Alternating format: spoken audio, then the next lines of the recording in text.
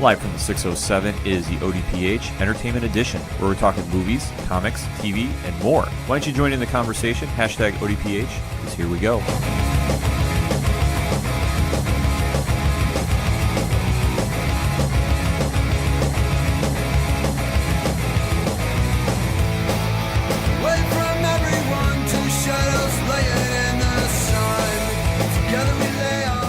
Welcome to another edition of the Ocho Duro Parlay Hour. I'm your host, Ken M. Sitting across from me this week is the one and only Padawan J. Hello, hello, hello. Folks, we have a lot to discuss, and you're probably wondering by the intro what is going on. We didn't say Entertainment Edition.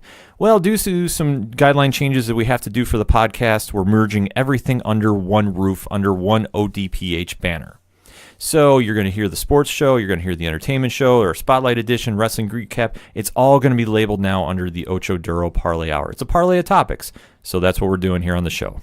Mm-hmm. Nothing going to change in terms of your feed. Just, the titles you see there are going to be a little different. That's the only thing. Yes, so still like, rate, subscribe, share, keep promoting the show. We appreciate all the support we've gotten, and we're going to continue bringing the quality podcast that you hear each and every week here on the ODPH network. Mm-hmm. And so let's kick it off how we always do. The biggest entertainment story of the week. Although for not good reasons. For not good reasons, because this is a very puzzling, polarizing, dare I say, topic.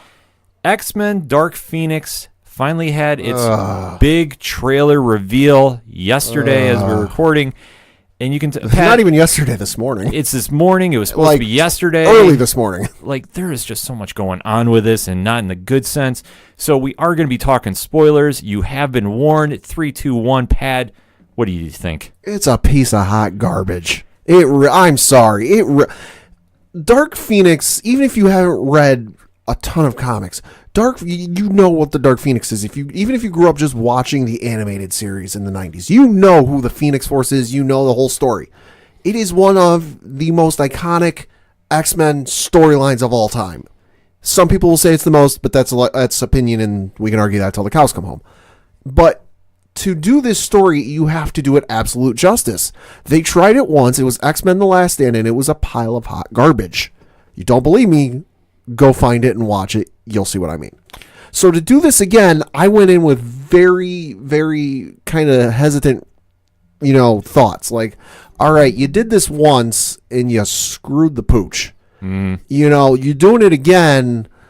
Admittedly, the writing's been a little bit better. The writing's been hit and miss, but compared to the latter half of the original 3 X-Men movies, the writing's been better. It's been a little bit better. So I was kind of like, all right, it won't be too bad. And then you had the whole behind-the-scenes saga of, it got delayed, and then they had to do reshoots, and you get to the trailer, and it just doesn't look good. No, the iconic X-Men story, like when you talk to X-Men fans, it is always the Dark Phoenix saga. Mm-hmm. It has Chris Claremont, John Byrne. When they created this, this is arguably one of the best Marvel comics they've ever produced under the Marvel banner. Yeah. Without question. The impact at the time of just how creative the storytelling was and the direction it went in, and just it was so much going on that this has influenced so many creators since. Yeah. And this is one that they tried implementing on the cartoon, and it worked well in the cartoon. Yeah, if I remember right, the cartoon, it was like 5-6 episodes. Oh, yeah, and rightfully so. The saga is a saga. Yeah. So they did it on the cartoon in the 90s. It worked well. And then they've tried implementing it when the X-Men went to the big screen. Right. We had X3, The Last Stand. And there was a lot of excitement building into that because you had the ending of X2 where they're up north in Canada, the dam breaks, Jean, of course, and I know it's spoilers, but the movie's however many years old, get over it. Mm-hmm. The dam breaks, Jean goes out and saves them all, and she presumes dead, and then you get the final shot. I can't remember if it was like in the credits or before the credits, but there's that helicopter shot going over the new lake, and you see a phoenix rising out of the water, and everyone's like, oh, they're going to do it. Yeah, and then when they get to X3, I believe there was a director change at that time. Bryan Singer, I believe, was going to do the Superman movie, Superman Returns. Yep. So Brett Ratner came in, if I'm not mistaken. And it was just a different vision, and it just it went off the tracks, I guess, from what we were used to. Yeah, in my opinion. Yeah, that it was just a different movie, different vibe, different everything. The story was not on par with how I think the original direction was supposed to be. No, there was one scene in that movie though that I do like, and it's the scene at like the prison yard where they're about to fight, and it's like the 4 or 5 X-Men versus everyone, and Hugh Jackman has the line, the line, I think it's like hold the line. That's a cool scene where it's like 5 versus all, and it's like literally the entire mutant universe in San Francisco. That's about the only cool thing about that movie. Yeah, I mean, there was just so much difference than what was established from the Bryan Singer version to the Brett Ratner one, that it just didn't connect. And it just came off very forced, I guess. It was kind of the easiest way I could describe it. A lot of changes to the storyline. Not the most popular film if you talk to any Marvel fan or comic fan. No. It was just a bad taste in the mouth. So obviously, since they've done the reboot of the X universe now with the First Class and Days of Future Past and Apocalypse, and this is one that when we originally heard they were going to try doing, went in with a little, guarded trepidation, if I may use that. Yeah. It was just one that when you deal with a story, and we've talked about this with Watchmen, we've talked about this with your other great comic stories. Yeah. These stories are so impactful for fans, creators, everybody that is interested in, when you talk comics, this is one that comes up in discussion often. Right. I mean, is one of Marvel's finest works. Yeah. I will have no problem saying that. Yeah. So when you're trying to bring that vision to the big screen, you really got to nail it. Otherwise, the fans will let you know you did not. Mm-hmm. And there's been so much issues going on with this movie, and obviously with the Fox sale to Disney, what was going to be the future of it, X, Y, and Z. Yeah. There's just so much going on with it that we finally got the extended trailer. Yep.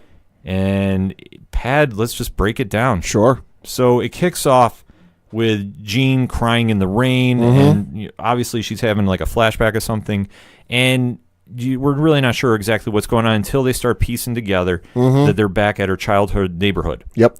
And obviously something has happened.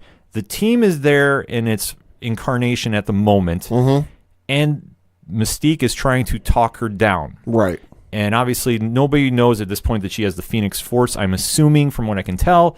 And Jean unleashes it and kills Mystique. There's no cut and dry. They just kind of let you know that right then and there. Yeah, they give away one of the biggest spoilers of the movie because right in the trailer. You see her fly backwards, and then the very next shot is of a grave. Yeah. And it's like, wait, time out. Why would you reveal that right there? Like, tease it if you're going to tease anything.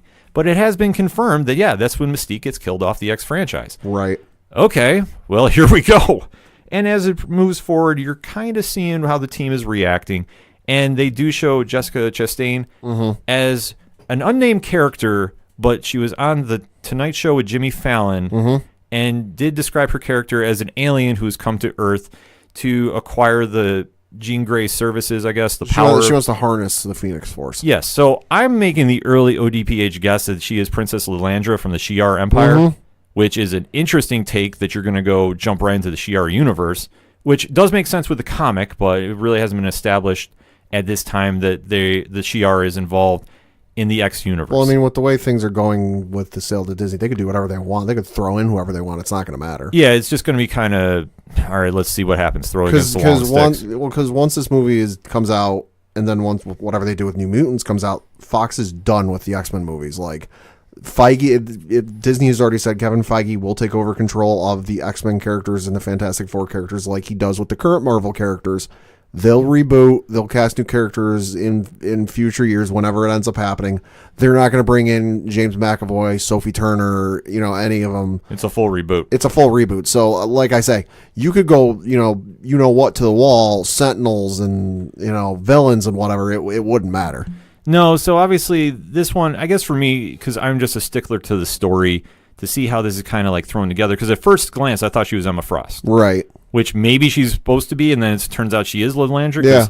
Yeah. Reasons, I don't know. I know that Emma Frost was in the First Class movies, but it's comics. So bear with me, because seeing Lilandra being the antagonist of this story, in the sense that she's trying to use the Phoenix as a weapon instead of differing from what the story is, I don't know. They just kind of hit me really weird. So as we're moving forward with the trailer, we see the team pre-Mystique death in space, and they're watching a shuttle with Jean Grey explode. Yep. And then reform itself, and you're seeing her engulfed in the fire that we know is the Phoenix Force. Uh-huh. And as it comes to Earth, we're seeing that they're really trying to figure out what's going on. There's a funeral scene. Everybody's really mad at Xavier, and you know that there was something going on that has now triggered this animosity between him and Jean Grey. Right. They haven't really divulged that. No. So we're going to find out what's that happens in the movie.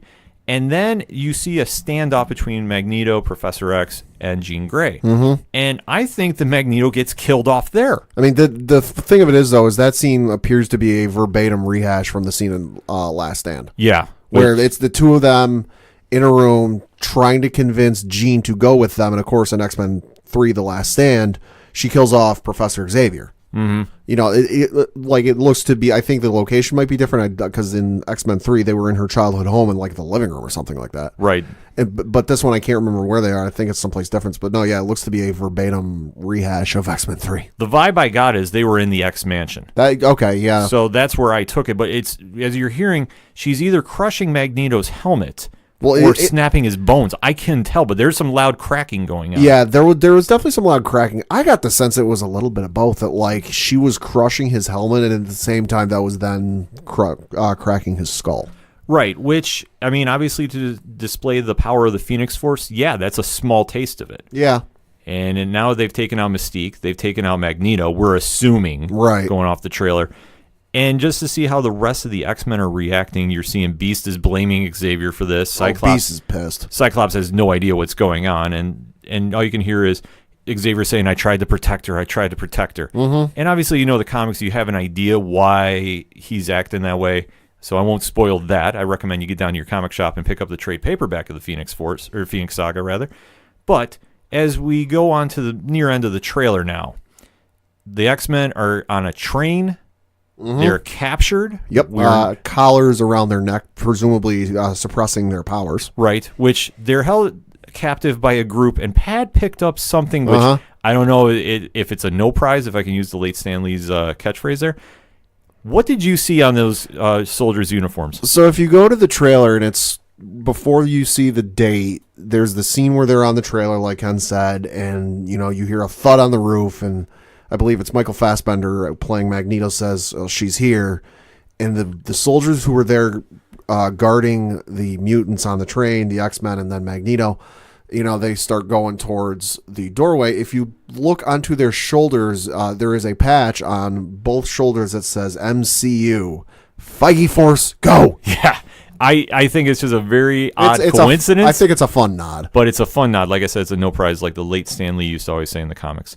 But as we see, they're captured on a train, and then there's like a big fight scene that they kind of split different parts in. So it's not like a cohesive, you can get an idea what's going on. Because you see in Jean Grey free them, and then they're attacking Jean Grey. You see Magneto shooting machine guns at her. Well, so he pulls like every machine gun off of the wall, starts firing it, and Jean Grey standing there like, nice try. Yeah, and then you see the train is getting thrown off the tracks. There's a scene with Storm in it. Yeah. It just kind of gets very jumbled. So looking at this now with a total picture, Pat, I probably already know what you're going to say about this, but what is your feeling going forward with this movie? Hot garbage. The only reason I might see this is there's a rumor that they might feature the 90s X-Men cartoon theme over like the Marvel logo. There's a rumor of that, so I might go just for that reason to hear that on the big screen because I love that theme song, and anyone who tells you they don't love that theme song needs their pulse checked. Mm-hmm. But I'm not optimistic about it, and it's mind-blowing to me that you can take an iconic story like the Dark Phoenix saga and screw it up twice. This is like if they tried to do like whatever you would consider the biggest, Death in the Family. It's like if they tried to do Death in the Family from Batman once, messed it up, tried it again, not even 20 years later, screwed it up again. Yeah, this one, I looked at the trailer, and I'm trying to be very optimistic about it. Because I do want to see this movie do well. Right. Because, obviously, the momentum that is going to be coming off this movie is either, one, Marvel, when they finally get the properties back under the Disney banner, is going to be gung-ho, ready to go and reboot the franchise. Mm-hmm. Or they're going to be like, well, we can put them on the back burner. I think they're going to put them on the back burner just because you look at, there's going to be a sour taste. I feel like there's going to be a sour taste in a lot of people's mouth because of this. Because the X-Men do have a lot of fans. And I think the telling thing with this movie is they didn't drop the trailer at like 9 p.m. Eastern time, 9 a.m. Eastern time, or like some random time during the day. No, it was 12:30 in the morning Eastern time when 3/4 of the country is already asleep. Yeah, this so like that's the odd timing of it. But I think what they'll go with first, because it's been a number of years since the last iteration of this team, and it's kind of fallen out of a lot of people's minds. Now, hardcore fans like you and I, we still remember it. But for all the casual fans, the ones that like they go see the movies, but they don't read the comics, and they know who the characters are, and it's enough to get by. I think the one they'll introduce first is the Fantastic Four. Because it's been long enough, it's fallen out of the front of a lot of people's minds. You know, they won't see it immediately. Go, oh, hey, remember the crap movie they did? You know, just a couple of years. No, they'll be like, oh, hey, you know, Fantastic Four here. But yeah, it's just this movie I have no faith in. No, I'm really struggling to find it because I thought the biggest telling point from this trailer is why would you show off a major character getting killed off on the trailer? This is almost like how The Walking Dead has been announcing, okay, Rick is leaving the show. This is like if the sixth Harry Potter movie went to come out and they put out a trailer, oh, hey, by the way, Dumbledore dies. Yeah, it's just like, it's very odd, at least in our opinions. Yeah. That you would do a big reveal like that in the trailer. Especially when it's a major character like Mystique, who has been a major figure for the X-Men for a long time, and she's played by a major actress like Jennifer Lawrence. Yeah, that you would just randomly just say she's killed off when the trailer is released. Now, I think the way they could have... Now, this could just be down to it's a poor cut of the trailer. Now, they could have, in my opinion, done it a little bit better if they show the scene of Mystique getting thrown back, show the scene of Xavier and Magneto in the room and the skulls getting crushed, then cut to the grave scene. The grave scene. Then you can go, oh crap, wait, who's going to die? Yeah, you could definitely have done something like that. I just think that the way it was done is poor taste. Yeah, and to have it revealed, and there's been some interviews that I've seen that have confirmed it. Yeah. I don't know how to exactly put it into words without just venting frustration about this, because like we say, you deal with such an iconic story as the Dark Phoenix saga. And this is, like I said, the quintessential X-Men story. Right.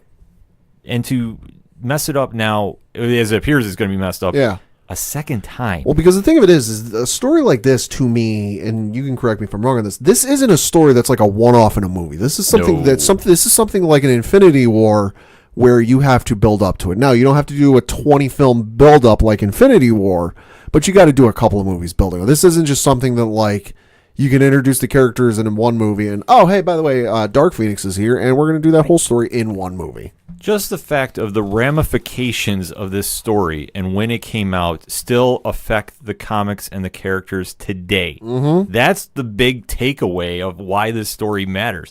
I mean, when you break down everything that was involving the Phoenix Force, and when Jean Grey was killed off, that was a huge deal in the comics. And then when they brought her back, and then it just kind of reinvented the wheel, and you saw different stuff happening due to it.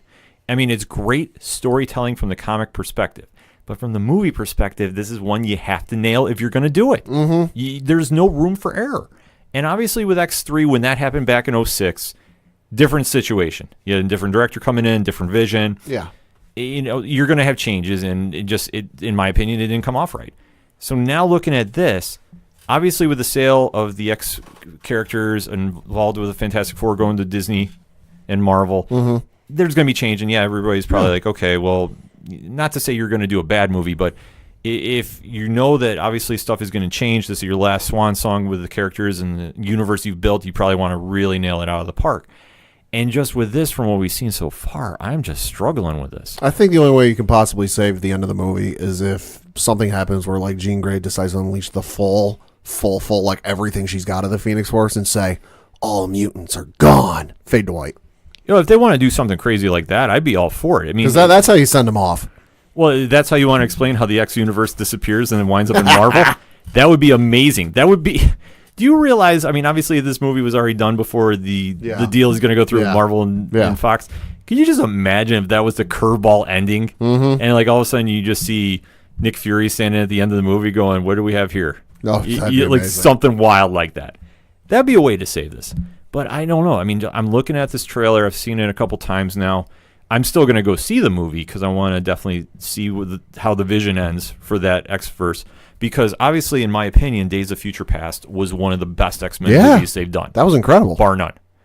And obviously, when they did the reboot with First Class, and then, as we touched upon, Days of Future Past, great.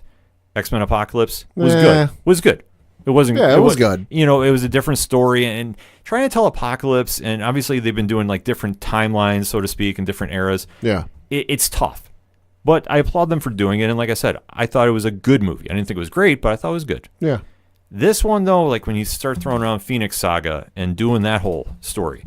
Right. There's a lot going into it. Well, I think that's part of the other issue you get into is you look at the last 3 movies they've done of X-Men titles. No, I'm not counting Logan in this because Logan's a whole ball. Yeah, Logan's a different story. It's a whole other ball of wax. So is all of the separate Wolverine movies. Right. So it's a whole other ball of wax. You look at the just the straight X-Men titles. They did Days of Future Past, Apocalypse, and now Dark Phoenix. Those are 3 of the biggest stories in X-Men history. To do them back to back to back, right, one after the other, is kind of like, wouldn't you want to build up to these? Well, you would think, but if you're also looking at it in the perspective of this, see, I can understand why they're going with this, because when you're talking a major motion picture, that is probably the biggest form of, you know, from comic to screen you can do, without question. Big budget movie, you can't get any bigger than that. Right. To try doing a slow build up to it, I don't know how you would do it, because if you follow all the timelines, the Phoenix Force happens first. Right. Then Days of Future Past. Then Apocalypse. Mm-hmm. So to do them out of order, it's a tough task. I do like the fact, though, when they did Days of Future Past, that retconned everything from the original movies. Right. So, okay, you have a clean slate, and then if you want to go forward and do Apocalypse, sure. I don't have any issue with that. But when you start dancing around the Dark Phoenix saga, that's where you really got to go, okay, what is the game plan from point A to point B, and is it going to be faithful to the book? See, that's the other confusing thing is the way I kind of interpreted the end of Days of Future Past, it wiped out what happened in X-Men 1, 2, and 3, but it based off of the ending, I kind of drew the conclusion that, okay, you know, it wiped out X-Men 1, 2, and 3, what happened, but it did kind of establish that the Bryan Singer characters are what they will eventually become. Yeah, that's what I was kind of That's kind of like too. The confusing thing is now is I'm like, all right, well, they're borderline supposed to be there already, but they don't look anything close to that. So what's going on here? Comics universe. I mean, that's a good thing and bad thing about comics is there's so much of a leeway to a degree that if it doesn't line up exactly, well, you know, timelines and stuff changes, so you can obviously adapt to it. But getting back to the movie, though, I don't really know what we're going to have with this, obviously. I'm hoping for the best. I'm hoping that this was like a bad trailer, like for DC Universe's Titans when it first came out, which I thought the trailer was awful, but I love the series. I'm hoping the same thing happens here with Dark Phoenix, and I hope I'm thoroughly surprised with this. I'm going in with a little lower expectations. Yeah. Because, like I said, this trailer was just kind of all over the place, and to do a major death reveal, I was just going, wait. Like, you can foreshadow it. Right. But the way you set it up, and like I said, I've seen interviews after now that has confirmed it, which is like, why? Why would you do that? Right. That's frustrating on my end. So for me as a fan, I'm still going in with guarded, trepidation, if I can use that. I'm hoping for the best, preparing for the worst. But let us know what you think. Hit us up on that hashtag ODPH. We're going to keep it one hashtag now, too. Let us know what you thought of the Dark Phoenix trailer. We want to know. We're going to take a quick break. We'll be right back. Hi, this is Jimmy Gazdick from Crimson Brethren and Floodlands, and you're listening to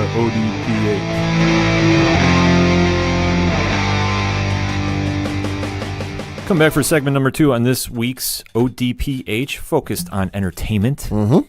That's going to be weird saying, but we're going to get used to that. Anyway, on this ODPH, we're talking DC Comics movie universe. Has some news code down. Yep. That is going to be kind of a mixed reaction. Pat, you want to break it down? Yeah, so this was an interesting interview that the Warner Brothers film and TV chief executive Kevin Shihara did with the LA Times, where he kind of opened up about what the studio is going to do, to position its universe of films, based off their title characters in the DC Comics, in a better position, than what they've done the last couple of years. Because admittedly, some of the movies have been good, some of the movies have been okay. Yep. But there's been a few number that have been. So what he basically said is that it's going to be more single character focused, and that they're going to kind of build them up like you see with Wonder Woman, the original one, like you see with Aquaman 1. They're of course doing Birds of Prey. They're doing a couple other solo, the Joker film coming up. It's all kind of singular or small cast of character focused. It's nothing like where the Batman vs Superman were, oh hey, we're going to introduce everyone all at once, and you should already know their backstory. Yeah, I think it's a good move that they're doing this. Yeah, And I'll break it down like this. Marvel had a plan from point A to point B. well, they had a plan. They didn't know if it was going to work, and they kind of hoped and prayed. Well, but it made sense. It gave Yeah, the blueprint, is what I'm saying. Yeah. They started small, just solo movies introducing each individual character with little tie-ins, with post-credit scenes to build up for the Avengers. So by the time the Avengers happened, you already know who everybody was, already well-established. You knew what they're bringing to the table, and you know the direction the MCU is going to start heading in. To obviously now, with us looking forward to Avengers Endgame in April, that this is going to be the culmination of a good 10-year run Yeah, to see, okay, this is the payoff for the characters that we started slow with. DC didn't start out this way. no, And they've always done their solo Superman universes. They've done their solo Batman universes. Both have been good. yeah, You know, obviously Christopher Nolan's Dark Knight trilogy, one of the best superhero trilogies you'll ever see, oh yeah, without question. So when they decided to try doing the shared universe, met with a lot of mixed reaction. I mean, it made on paper, and when they first announced it, it made sense because they're as big, if not bigger, depending on who you talk to, as the Avengers. Like, you know, it's 1A, whoever you prefer. It may, on paper, you look, oh, they're going to do a shared DC universe. Okay, that makes sense. Right. So when they decided to unveil this plan, it had a lot of potential to it. Right. Obviously, Batman vs. Superman was mixed. And Yeah. I think you can talk to many comic fans, many movie fans.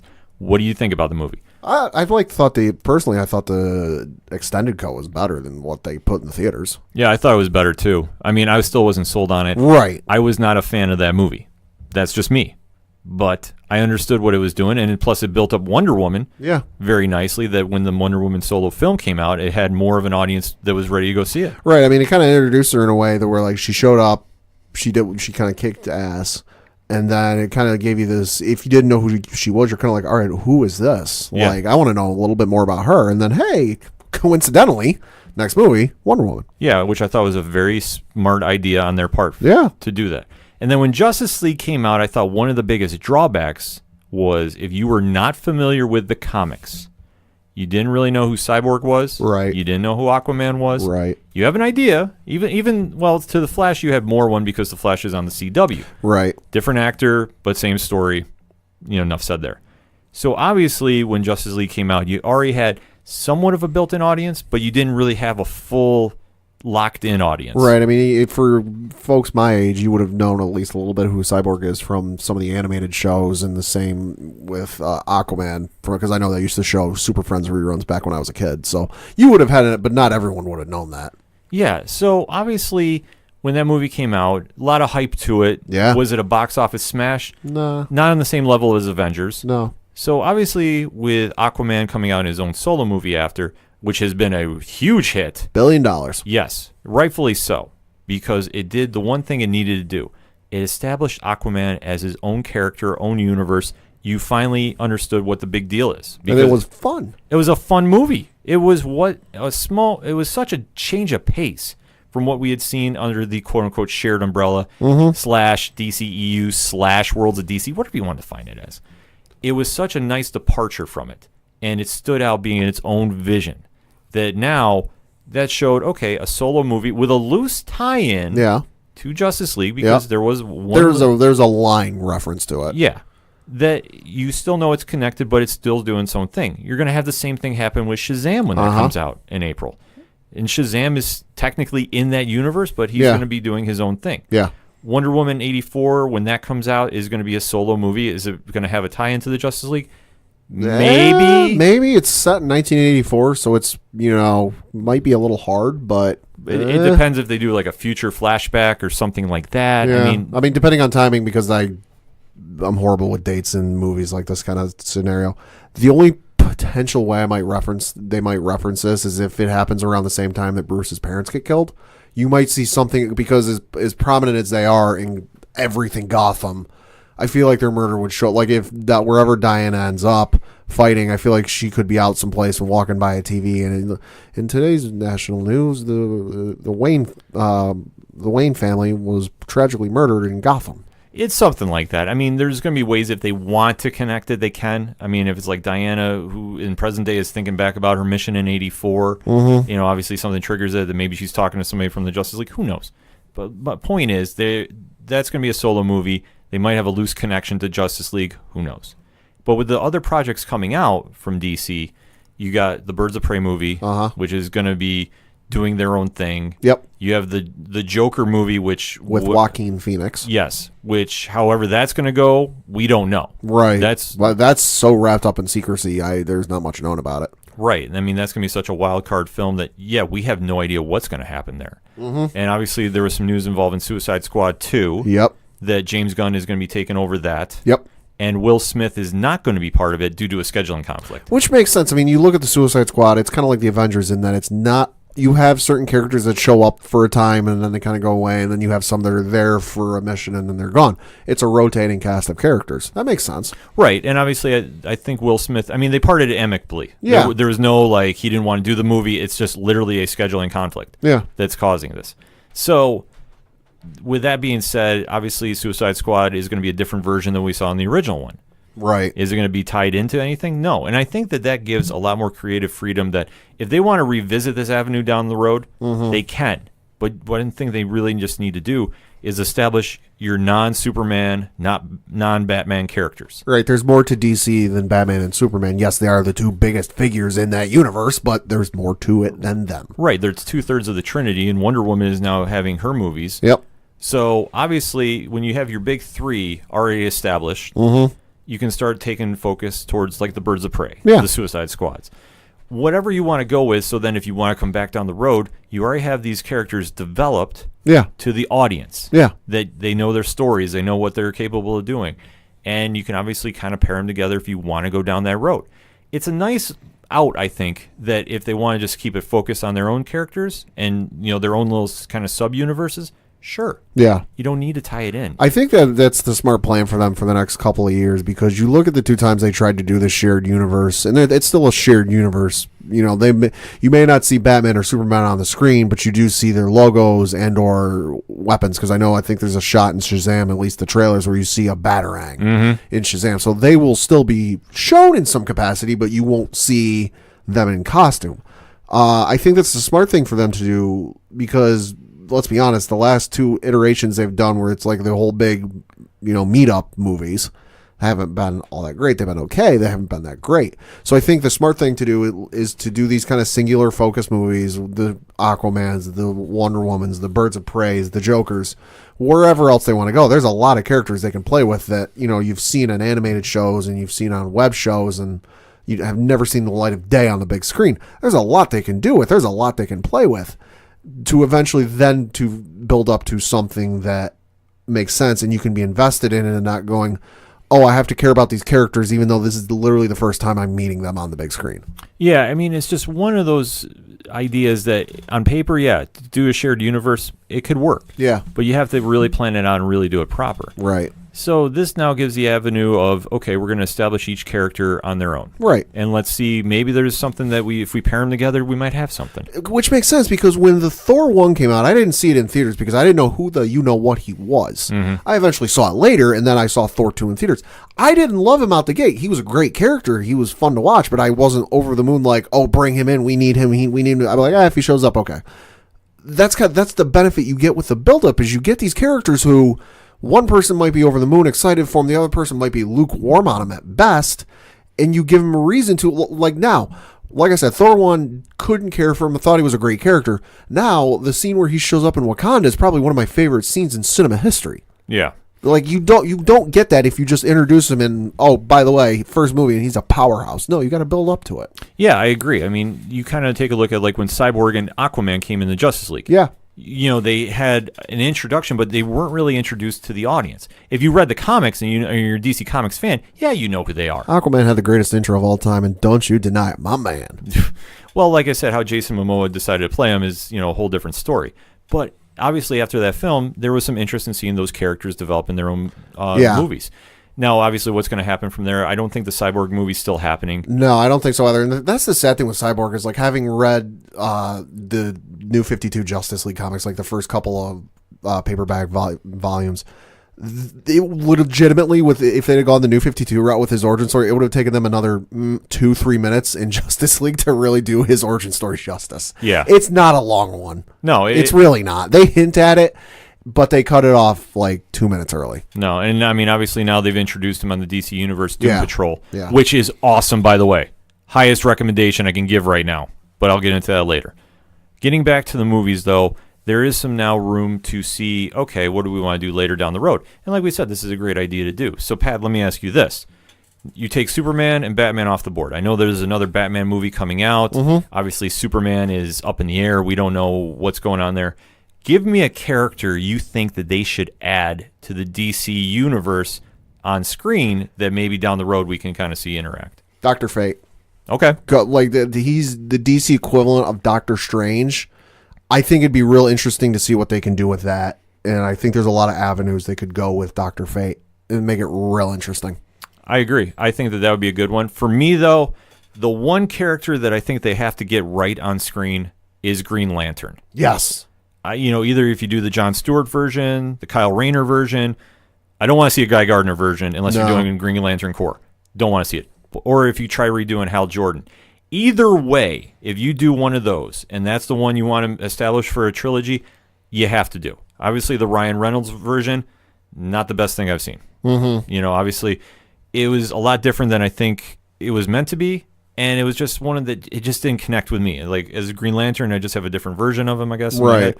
And he wasn't Green Lantern. He's perfect as Deadpool. Oh, God, yeah. But Hal Jordan is not Wade Wilson by any stretch of the imagination. So if they decide they want to go that route, and I haven't heard anything about that. No. I mean, you kind of hear rumors here and there. It floats around every time they got a movie coming out. Right, but there's no, concrete, okay, we made a casting, here we go. But I think they need to get that right.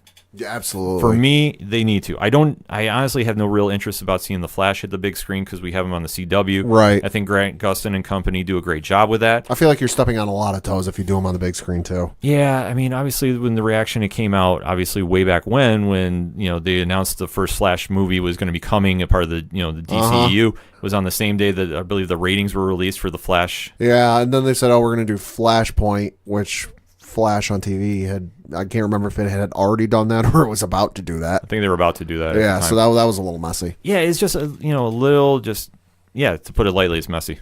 But moving forward with it though, DC I think made the right decision about this, and obviously it comes down to the quality of the characters, the acting, and the writing. And if you have all that, you don't need a shared universe. Marvel did it their way. You can't take nothing away from that. It's been very successful, and it did give a blueprint if somebody wants to try doing a shared universe and do it that way. Right. I mean, I hear rumors about, Valiant's going to be coming out with their characters in a universe. I know Bloodshot's the first one coming out with that. I don't know if any more are coming. I've not heard anything as of yet. That to me seems like we'll try, and if it works, we'll go with it. Yeah, which I'm excited about seeing. I think that's going to be a really good movie when that comes out. But just take an example, if another company wants to try doing a shared universe, Marvel gave the blueprint. Yeah. DC doesn't need to follow it. DC has enough quality characters that can stand alone on their own. Wonder Woman doesn't need to have the Justice League. She can stand on her own trilogy movies and be very successful. Well, look at the monster movie universe. If I forget, I can't think of a better name to call it, but Godzilla and King Kong. You know who Godzilla is. You know who King Kong is. They're gonna fight. That movie's coming, but they're still building up to it. Right. And obviously, with Godzilla coming out this summer, and then obviously they've released a date for King Kong versus Godzilla. That's coming, I believe, next year, if I'm not mistaken, if not the year after. Right. I mean, there's different ways to do a shared universe, is I guess where I'm trying to close the segment out with. Marvel did it their way, and it worked great.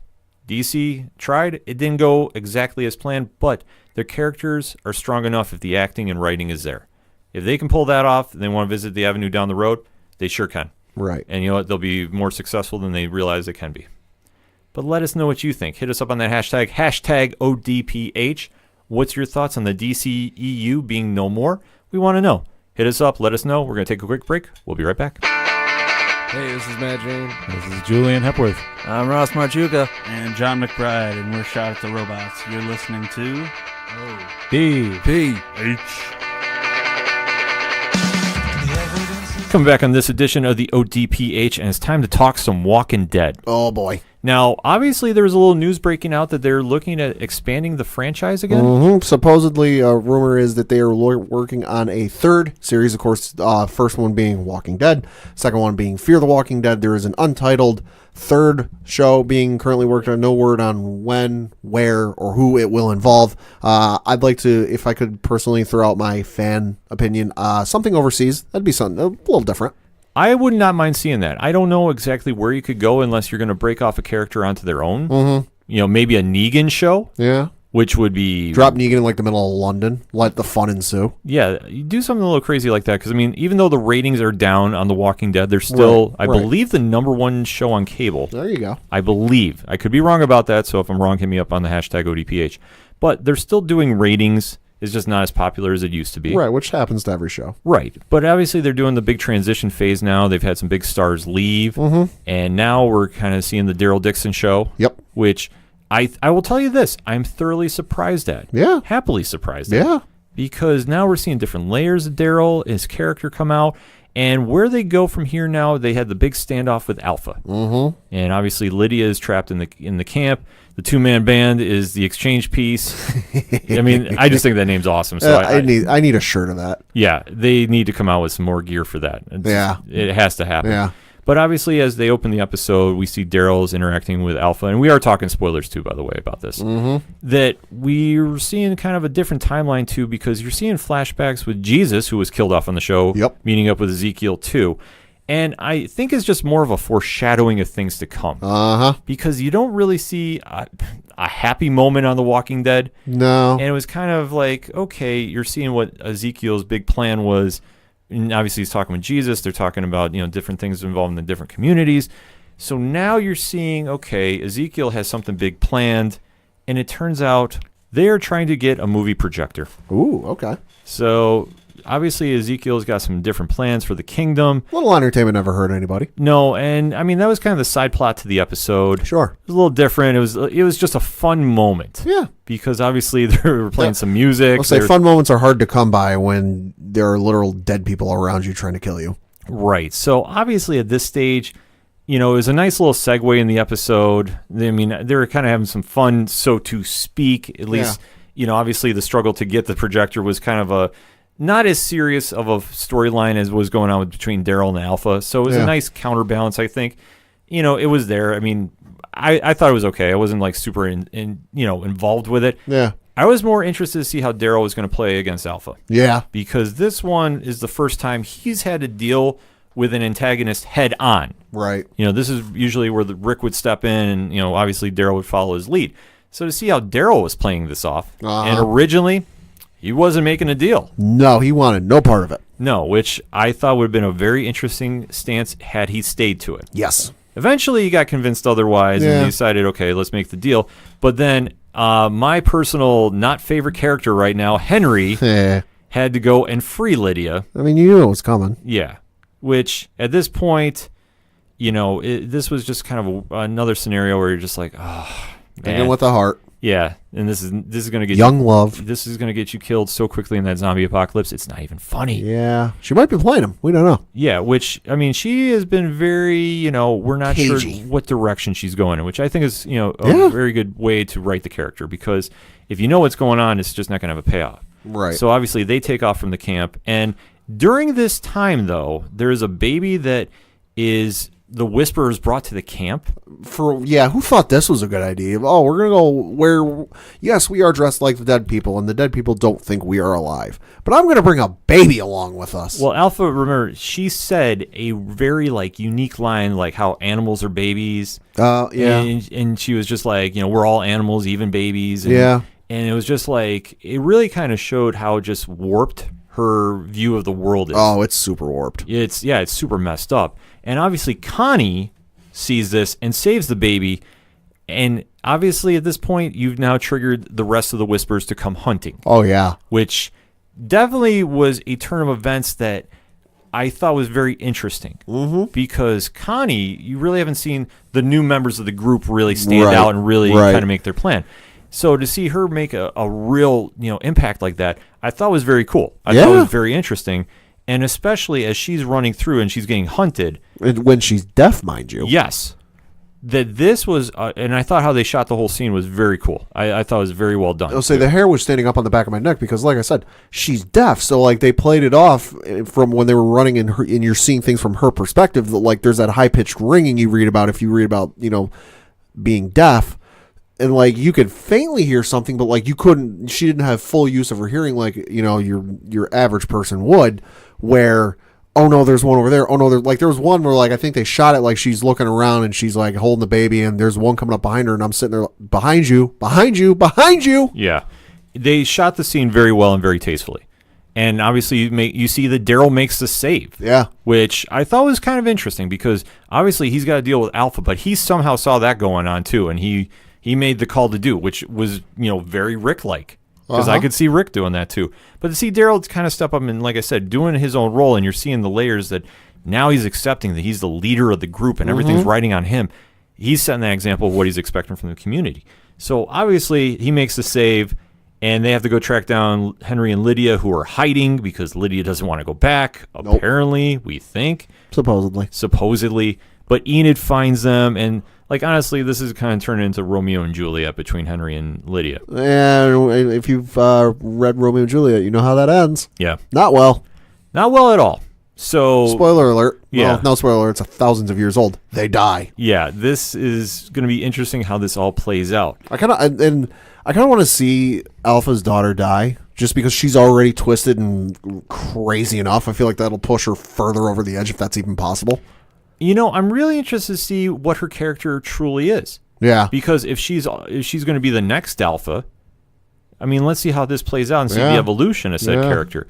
Because now, with how the books are written, the show has taken turns away from the book. Right. So not everything is lined up. So it's almost given them a clear slate to do whatever they want with the books. Mm-hmm. I'm interested to see how this is going to go because obviously this moment was a little too, dare I say, cliche TV. Yeah.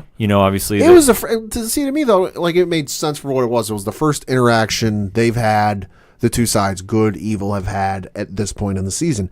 It made sense to have them, okay, we're here, we're going to butt heads a little bit, but we're not going to go full on fisticuffs. That'll come later. Yeah. And then, as you see, they make the exchange, finally. Mm-hmm. Lydia's returned to camp, Daryl makes the exchange, and surprisingly, everything goes off without a hitch. I thought it was going to go off with a hitch. I thought that they'd hit the halfway point. They'd have the daughter and somebody pull up their guns and just shoot the two-man banner in the back of the heads. Yeah, I was expecting that. I was waiting for it. Yeah, but surprisingly, it was a, dare I say, peaceful exchange? Because it's one of those, it was a peaceful exchange, but it was one of those exchanges that, she's already established that from what we've seen and what the characters know and what we, the viewers, have seen from her past, she's not afraid to do whatever she has to. Mm-hmm. And while she can say until as much as she wants, oh, nothing will happen, no violence, no this. Sorry, I've been watching the show long enough. I'm not going to believe you. She held up to her word. Yeah, it was something very interesting to see. Yeah. I got to admit that. And obviously it threw me for a curveball. But as you see, when Lydia returns to Alpha, it's not the warmest reception. No, it's a little chilly. Alpha slaps her right in the face. Yep. And this comes back later in the show because Daryl, who has now made this big decision about, obviously giving Lydia back, who was saying she didn't want to go back. Right. So she was alluding. So she was claiming that this is now haunting him a little bit because, right. Henry, who I guess one thing that's really rubbing me wrong about his character, he is just too naive to this world, and he has grown up in this world. That it's just, he's like, well, how could you do that? How could you, she didn't want to go back. But to be fair, Carl does the same thing in the comics, and he's seasoned. Carl does, but I guess I'm just wondering how old everybody is at this point.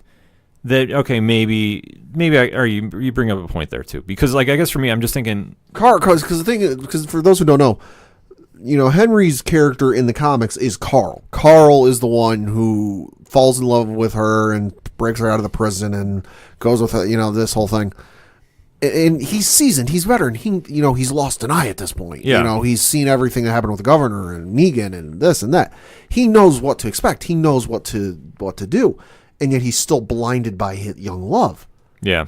So it's kind of the same thing. Like, he might know what to do. He might be a little. The only thing I might say is he might be a little less experienced, a little less seasoned. He hasn't been. Maybe we don't know. Maybe he hasn't been on the run as much as Carl was. And I guess that's the thing I gotta factor in too. And because, like I say, I see your point. I'm just going, how can you just be that naive? Just like how the world is at this stage, in the Walking Dead universe. I guess that's just one thing I kind of go, all right, but it's just like, it kind of seems like, I don't know, too much of a reflex there. Yeah. That's just too naive. But as we see, as he's getting on Daryl about letting her go, Daryl decides to make the decision that he's going after her. Yeah. And this is one that I think Henry was trying to go after her first, and then Daryl is just like, okay, I made a mistake, I'm going too. I'll say, because Daryl's like, the entire time's like, no, you're not doing it. No, nothing with her, nothing with her, nothing with her. And then he's like, oh, yeah, hey, by the way, we're going to go get her. And he's like, wait, what? Yeah, well, at this point, Henry's taken off and he sees the note, and he's too guilt-ridden. Yeah. That this is just, you're now seeing that I'm not saying he's showing cracks in his armor. Mm-hmm. I don't want that coming off that way. But you're now seeing that making such a big decision and the ramifications involved with this is wearing on him a little too much. That this is, like we say, this is the first time he's had to deal with this. Mm-hmm. This is uncharted waters for him, per se. Yeah. So now he's made the decision to go. And obviously with the whole baby that Connie saved, the baby went back with the Whispers too. Uh-huh. That this is where Connie catches Daryl leaving and says, I'm going with you. Yep. I can't live with it either. So now you have Daryl and Connie, which is an interesting pairing. Yeah. Going to fight Alpha and everybody else to get Lydia and the baby back. Uh-huh. How this is going to play out, Oof. I tell you what, this is not well for them, I feel. This is going to be very interesting because, I mean, first, I'm applauding that they're trying to develop Connie's character to the audience. Yeah. That you're really seeing her, step up, and really you're going to see what the character's made of. And I think that's an awesome move, because the one thing, especially when you have stars that are leaving, like Michonne, like Lauren Cohen. Thank you. And obviously Rick Grimes, you have to replace those characters in that universe. Connie is a great person to bump up there, and let's see how the fans gravitate towards. Because obviously we know that Alpha is not done with the group by any means. No. And there's going to be her, retaliation. I think maybe this is what triggers it. Yeah. This is what Daryl is. Yeah. Daryl and Connie are trying to go get Lydia and the baby back. And Henry too. Yeah. This is going to just have some more ramifications I don't think they wanted to deal with. No, because the thing of it is, she made the exchange. Nothing happened. I did it out of the goodness of my heart, and you came and stabbed me in the back. I'll take care of you. And like we said, she's so warped that it won't take much. It's not going to take much to set her off. And obviously with the rest of the Whispers involved, this is just going to get downright bloody and messy. Oh, yeah. Trying to put it mildly, it's an understatement. Mm-hmm. But it was overall, Pad, final thoughts on the episode. Like the episode, great first confrontation between our heroes and villains. Can't wait to see where it goes from here. Can't wait to see the ramifications and the festival coming up. The festival is something we're going to tell any mainstream fans that have not read the comic. Brace yourself. You ain't ready. Brace yourself. You've been forewarned. But definitely hit us up on the hashtag ODPH. What was your thoughts on this week's Walking Dead? We want to know. We're going to take a quick break. We'll be right back. Hello, this is Tom. This is Bill. This is Nick. This is Jimmy. And we are Floodlands, and you're listening to you're listening to a podcast on the ODPH. Coming back for the final segment on this edition of the ODPH. Pat, kick us off with those one-shots. Well, got to talk about this past Sunday. Well, Walking Dead was on. It was also a big night in the world of Hollywood. The Oscars were this past Sunday. Yes, there were. And we got to talk about some winners, because there were some notable winners. We'll get to the one that Ken's practically throttling me to talk about. Yes, this is the only award I cared about. Well, no, there were some other notable ones that we got to talk about. Black Panther did win the awards for Best Music Original Score and for Best Production Design.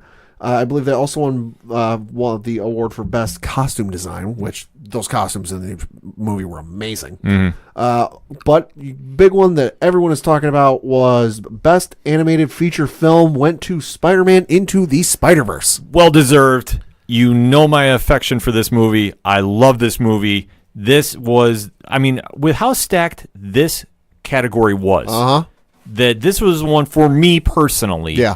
I was the one that this was like my award. This is what I wanted to see. There's also an interesting little trivia fact about Marvel winning this award, or, Sony, whoever put out the movie, winning this award. This was the first time since I believe it was 2006 that Disney did not win this award. Wow. Yeah. Well, I mean, technically they did because Disney owns Marvel. Right. If you want to get real technical about it. But for Marvel to step up with their animated film, and this is wild to me to think about because, Pat, you remember when we were down in New York Comic-Con? Yeah. And we didn't make it to the panel for this. No. But we heard they showed like the first third of the movie. Yeah, which we were like, oh, that's either really good or really bad. Obviously, it worked in their favor. Yeah. There was so much buzz behind this, and rightfully so, because when I went to go see it in the theaters, I was completely blown away by this. And I stand on this. I think it's coming out in digital release, if not this week. It's out on digital release this week. Yes, this is going to be a first edition pickup on a Blu-ray or however you want to pick up the hard copy. If not, you get the digital. This is so worth it. The story, just how they make this all work. And for Marvel to have their animated film win an Oscar. Yeah. I mean, like we said before on the show, DC's known for their animation, and they do great animated films. Yeah. To see Marvel pull this off, bravo, guys. The other wild thing with this is it was directed by Phil Lord and Christopher Miller, who, of course, did the Lego movie. They were also on the Han Solo film before they got booted off of that film. So how about this? You get booted off of a Star Wars film onto a Spider-Man film, and you end up winning an Oscar for it. It's a wild world we live in. Wild story.